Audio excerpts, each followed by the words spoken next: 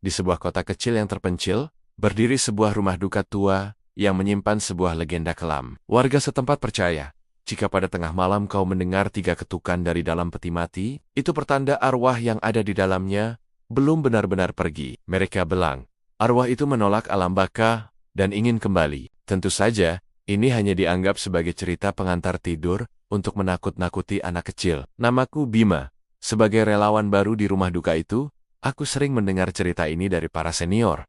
Bagiku, itu semua omong kosong. Orang mati ya mati. Tidak ada yang perlu ditakutkan. Tugas utamaku adalah berjaga di malam hari, memastikan semua berjalan lancar sampai pagi tiba. Biasanya, malam-malam berlalu dengan sunyi, hanya ditemani suara jangkrik dan embusan angin yang menyelinap masuk melalui sela-sela jendela tua. Suatu hari, datanglah jenazah seorang kakek tua bernama Pak Harjo.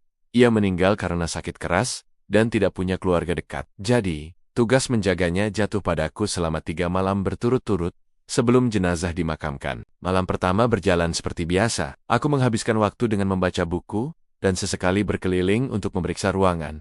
Tidak ada yang aneh. Malam kedua, suasana terasa sedikit berbeda. Udara terasa lebih dingin, dan keheningan terasa lebih berat. Tepat saat jam dinding tua berdentang 12 kali, aku mendengar sesuatu. Suara ketukan pelan. Tak, tak, tak. 3 kali. Suaranya berasal dari arah peti mati Pak Harjo.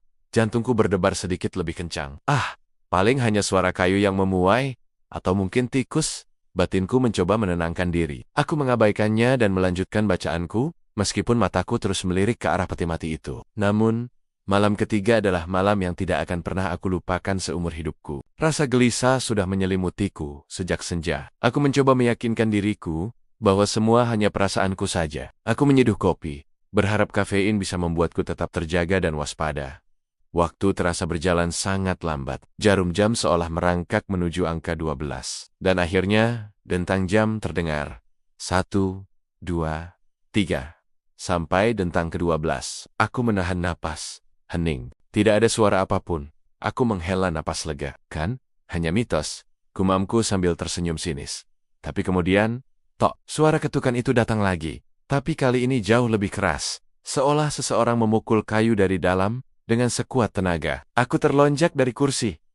Ketukan kedua terdengar lebih beringas, membuat peti mati itu sedikit bergetar. Keringat dingin mulai membasahi dahiku. Semua keberanianku lenyap seketika. Aku terpaku di tempat. Tidak bisa bergerak. Mataku terpaku pada peti kayu itu.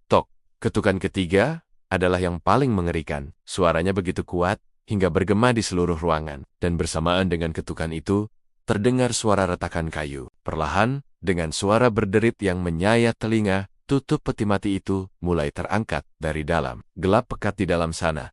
Namun aku bisa melihat sepasang jari kurus dan pucat mencengkeram tepiannya, mencoba mendorong tutup peti itu lebih jauh. Aku tidak menunggu lebih lama lagi. Aku berteriak sekeras yang aku bisa, dan lari tunggang langgang keluar dari rumah duka itu, tidak pernah menoleh ke belakang.